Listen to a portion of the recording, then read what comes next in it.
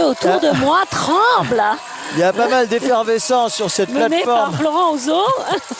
de France Télévisions. Tout le monde a l'air de s'exciter. Je crois même que du côté de l'équipe de Jean-Marc Rousselet, notre fidèle réalisateur resté à Paris, eh bien, mon Dieu, tout le monde va croiser les doigts pour encourager celle qui désormais se présente comme la co-favorite de cette compétition, compte tenu des quelques déboires encourus par Caroline Costner pour la Finlande.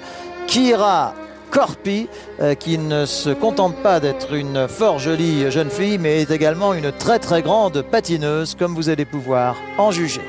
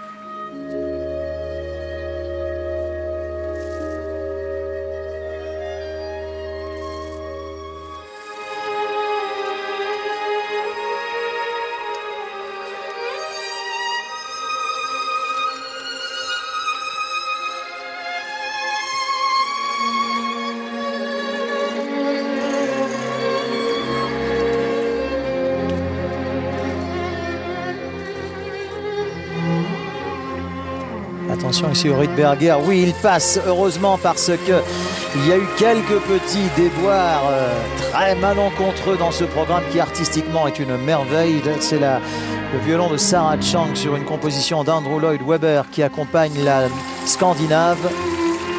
Elle est à peu près à mi-course, attention.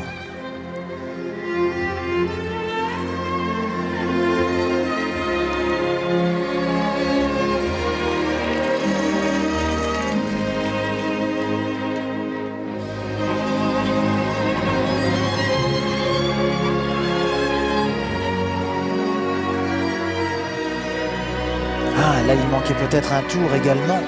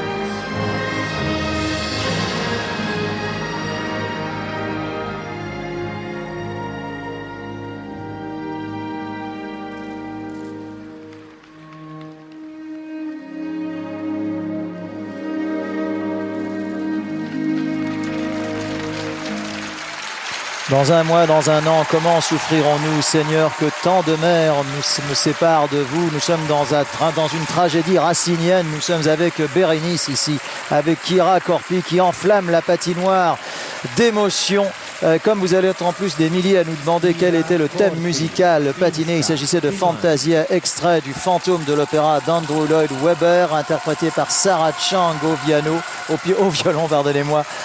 Tout ceci est parfait. Seulement, le problème, ma chère Annick, c'est qu'il y a eu quelques petites fautes dans cette chorégraphie. Oui. Effectivement, vous ne les avez peut-être pas remarquées, puisque tout ceci était bien habillé et fort bien orchestré et chorégraphié, mais malheureusement, il y a 3 triples sauts qui se sont transformés en double, ce qui n'est pas le cas de celui-ci. Son premier triple loop, c'est parfait. Son premier boucle aussi, parfait. Tout ceci va très très bien, mais malheureusement, le deuxième loop est celui-ci, 1 tour, 2 tours. Et oui, il manque un tour, et ça, c'est une grosse différence. C'est surtout 4 points de perdus. Le deuxième boucle en combinaison est bien réalisé. Mais ce sera aussi le tour du flip et du boucle piqué boucle piqué en double seulement. Puis alors flip, la plus grosse des erreurs qui va être fait qu'avec un seul tour. Alors là, c'est pratiquement 7 points de perdus.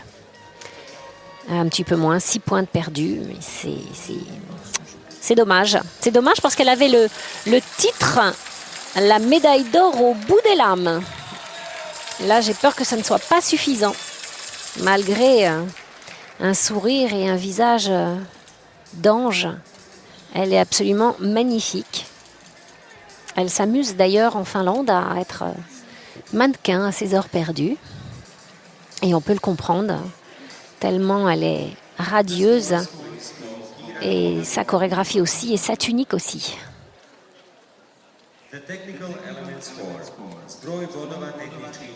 Seulement 3 triples sauts réalisés. Et voilà, un score de 50 points. Ça ne sera pas suffisant pour battre Carolina Kostner, qui pourtant n'a pas fait un programme parfait. Très très bonne note de présentation avec 53 points. 103, c'est un beau score pour un programme qui n'est pas... Les juges l'ont beaucoup aimé parce que c'est un très bon score par rapport à la performance technique qui est moyenne. Elle passe deuxième, donc elle bat Valentina Marquez. Ah ouais, mais ça, Annick, je pense que c'est deuxième du libre. Tout à fait. Je pense que c'est